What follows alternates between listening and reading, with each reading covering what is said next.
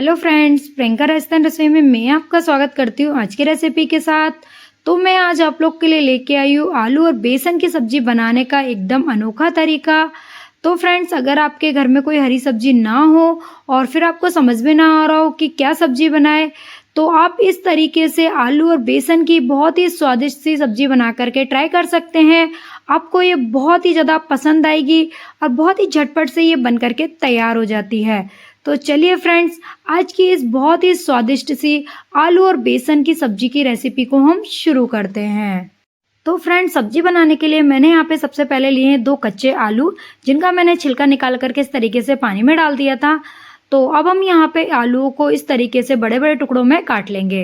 तो इस तरीके से हम दोनों ही आलूओं को पहले कट कर लेंगे। तो यहाँ पर मैंने आलूओं को इस तरीके से पानी में ही काटा है ताकि ये काले ना पड़े। तो यहाँ देखिए, मैंने दोनों ही आलूओं को इस तरीके से टुकड़ों में काट लिया है। अब मैंने यहाँ पे ले लिया एक मिक्सी का जार। तो इन आलूओं को हम इस मिक्सी के जार में डाल देंगे। तो मैंने यहाँ पे आलू को मिक्सी के जार में डाल दिया है। अब साथ ही में डाल देंगे 1 इंच अदरक का टुकड़ा, और यहाँ में लिए मैंने 5 से 6 लहसुन की कलियां जो कि छोटी छोटी है। और अब मैंने यहाँ पे एक हरी मिर्ची ली है, और अब हम इनको पीस करके एक पेस्ट तैयार कर लेंगे। तो यहाँ देखिए फ्रेंड्स, मैंने इस तरीके से एकदम फाइन पेस्ट तैयार कर लिया है, और इसको पीसते वक्त हमने बिल्कुल भी पानी वगैरह नहीं डाला है। तो अब हम इस पेस्ट को इस तरीके से एक बड़े बर्तन में निकाल लेंगे। तो ये काम हमें तुरंत ही कर लेना है, क्योंकि आलू का ये पेस्ट है जो ब्राउन होने लगता है। तो अब हमने इसमें डाल दिया है बेसन। तो मैंने यहाँ पे अभी इसमें 1.5 कप बेसन डाल दिया है, और अब हम इसमें डाल देंगे स्वाद के अनुसार आधी छोटी चम्मच नमक, और आधी छोटी चम्मच मैंने हल्दी पाउडर डाल दिया है, और आधी छोटी चम्मच मैंने यहाँ पे लाल मिर्च पाउडर ली है, और आधी छोटी चम्मच गरम मसाला लिया है, और आधी छोटी चम्मच मैंने यहाँ पे अजवाइन ली है, और थोड़ा सा मैंने यहाँ पे बारीक कटा हुआ हरा धनिया डाल दिया है। अब मैंने यहाँ पे 2 से 3 चम्मच रिफाइंड ऑयल लिया है। तो अब हम यहाँ पे इन सभी चीज़ों को अच्छे से मिक्स करते हुए इसका एकदम मीडियम सॉफ्ट सा डो लगा करके तैयार कर लेंगे। लेकिन हमें इसमें बिल्कुल भी पानी नहीं डालना है, क्योंकि आलू में अपना जो जूस होता है उसी से ये डो बहुत ही अच्छी तरीके से बन जाएगा। तो ये देखिए फ्रेंड्स, मुझे ये हल्का सा गीला लग रहा है। तो फ्रेंड्स, मैं इसमें 1-2 चम्मच बेसन और डाल रही हूँ।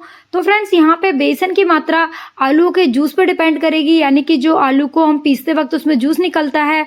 अगर आलू आपके थोड़े बड़े साइज़ के हैं तो आपको 1-2 चम्मच बेसन ज़्यादा लग सकता है, और थोड़े छोटे साइज़ के हैं तो 1-2 चम्मच कम लग सकता है। तो यहाँ देखिए फ्रेंड्स, मैंने इस तरीके से हल्का सा मीडियम सॉफ्ट सा डो लगा करके तैयार कर लिया है। अब इसके ऊपर मैंने थोड़ा सा ऑयल डाल दिया है। इसको एक बार और अच्छे से मसल लेंगे। तो फ्रेंड्स, इस डो को हमें रोटी के डो की तरह हल्का सा सॉफ्ट ही रखना है। तो अब हम यहाँ पे इसको थोड़ी देर के लिए रेस्ट पे रख देंगे, तब तक हम आगे की तैयारी कर लेते हैं।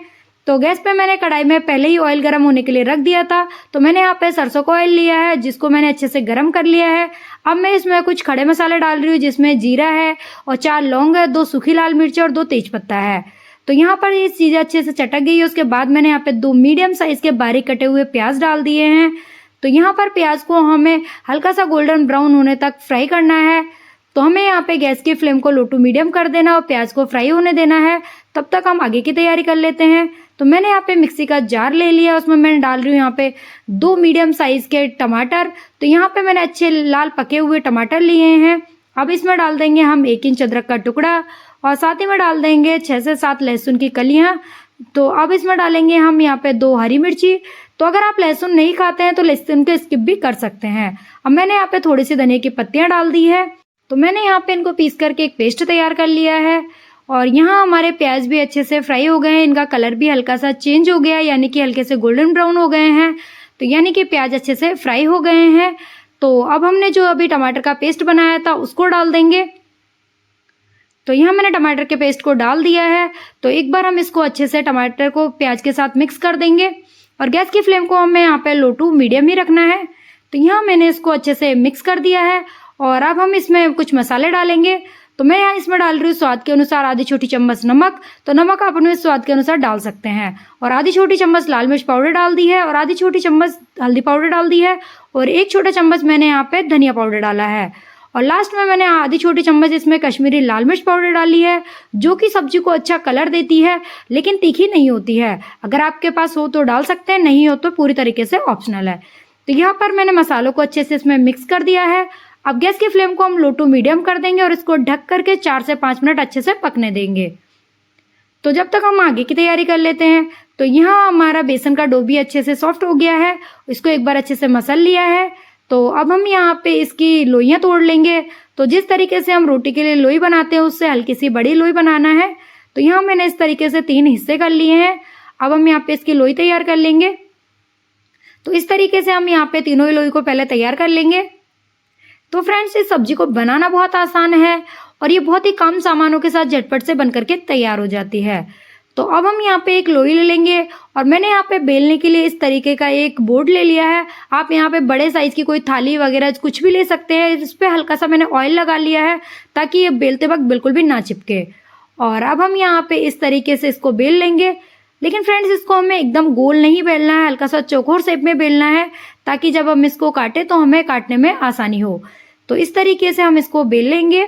तो यहाँ पर इस तरीके से देखिए मैंने इसको चौकोर शेप में बेल लिया है और मैं आपको इसकी मोटाई दिखा देती हूँ। तो जिस तरीके से रोटी को एकदम पतला बेलते हैं उसी तरीके से बेला है।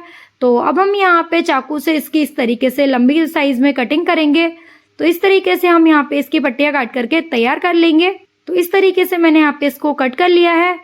अब मैंने यहाँ पे लिया है ये ग्रेटेड पनीर, जो कि पूरी तरीके से ऑप्शनल है, लेकिन हम इसके अंदर अगर इस तरीके से पनीर डालते हैं तो सब्जी का टेस्ट और ज़्यादा बढ़ जाता है। तो इस तरीके से मैं यहाँ पे इस पे थोड़ा थोड़ा पनीर रख दूंगी ताकि हमारी सब्जी में एक अलग सा स्वाद आ जाए।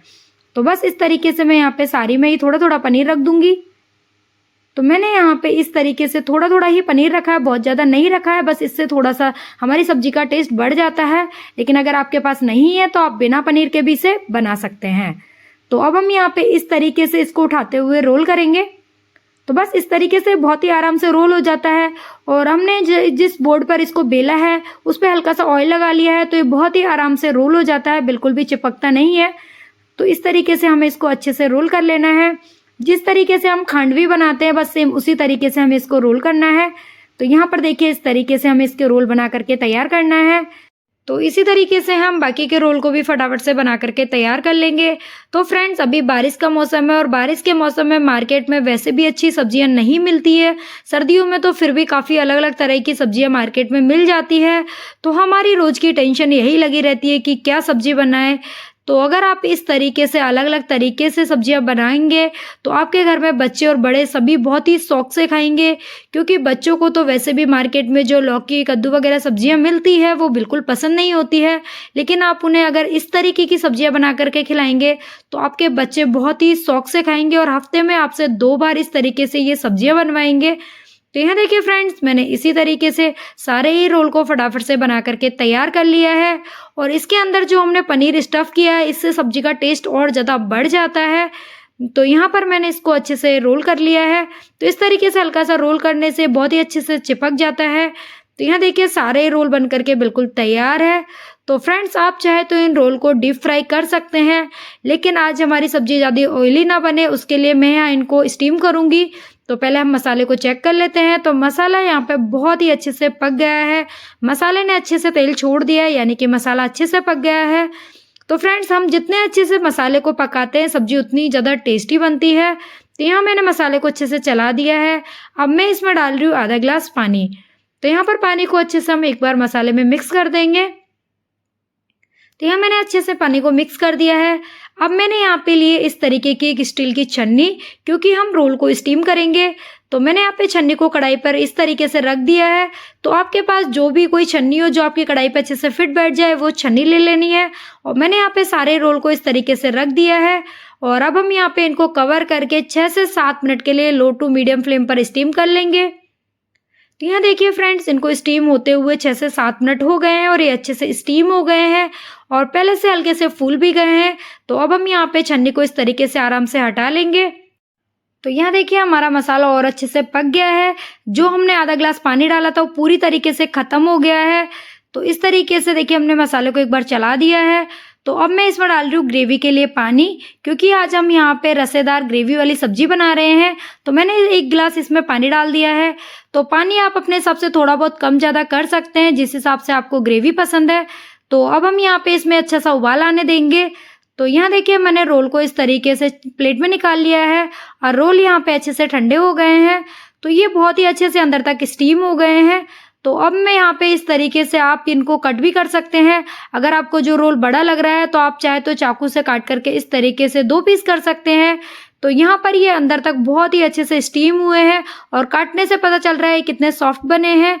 तो अब हमारी यहाँ पे ग्रेवी में भी अच्छे से उबाल आ गया है। तो मैंने इसमें डाल दिया आधी छोटी चम्मच गरम मसाला और यहाँ पर इसको अच्छे से मिक्स कर दिया है। तो अब हमारे रोल को हम इस ग्रेवी में डाल देंगे। तो यहाँ पर मैंने इनको ग्रेवी में डाल दिया है और एक बार इसको अच्छे से मिक्स कर देंगे। तो फ्रेंड्स अब हमें यहाँ पे इनको लो टू मीडियम फ्लेम पर 5 से 6 मिनट के लिए और पकाना है, ताकि हमारे रोल के अंदर तक अच्छे से ग्रेवी चली जाए और हमारी सब्जी खाने में बहुत ही ज़्यादा टेस्टी लगे। तो अब मैं यहाँ पे इनको कवर कर दूंगी और यहाँ पे इनको पकने दूंगी। तो यहाँ देखिए फ्रेंड्स, हमारी सब्जी को पकते हुए लगभग 5 से 6 मिनट हो गए हैं और ये अच्छे से पक गई है। तो मैंने ऊपर से डाल दिया है थोड़ा सा बारीक कटा हुआ हरा धनिया और अब यहाँ पे हमारी सब्जी बिल्कुल बन करके बिल्कुल तैयार है। तो आप इसकी कंसिस्टेंसी देख सकते हैं। अगर आपको कंसिस्टेंसी थोड़ी पतली लग रही है तो आप इसको थोड़ी देर और पका सकते हैं, लेकिन ये बेसन की सब्जी है, जैसे ही ठंडी होगी और गाढ़ी होने लगती है। और हम यहाँ पर आज ग्रेवी वाली सब्जी बना रहे हैं, क्योंकि इस सब्जी में हल्की सी ग्रेवी होगी तभी ये खाने में बहुत ही ज़्यादा स्वादिष्ट लगेगी। तो यहाँ पर इस तरीके से हमारी बहुत ही स्वादिष्ट सी ये आलू और बेसन की एकदम अलग अंदाज में सब्जी बन करके बिल्कुल तैयार है। तो आप इस तरीके से एक बार इस सब्जी को बना करके जरूर ट्राई करें। आपके घर में बच्चे और बड़ों सभी को बहुत ही ज़्यादा पसंद आएगी। तो अब हम यहाँ पे गैस के फ्लेम को बंद कर देंगे और इस बहुत ही स्वादिष्ट सी सब्जी को गर्मा गर्म सर्व करेंगे। तो आप इसको रोटी, पराठे, चावल किसी के साथ भी खा सकते हैं। ये बहुत ही ज़्यादा स्वादिष्ट लगती है। तो आप इस रेसिपी को एक बार जरूर ट्राई करें। अगर रेसिपी जरा सी भी पसंद आई है तो प्लीज़ वीडियो को एक लाइक और शेयर जरूर कर दें। और अगर आपको रेसिपी में कोई डाउट रहता है या फिर आपको कोई चीज़ समझ में नहीं आती है तो आप मुझे कमेंट कर सकते हैं, मैं आपके सभी कमेंट्स का रिप्लाई जरूर दूंगी।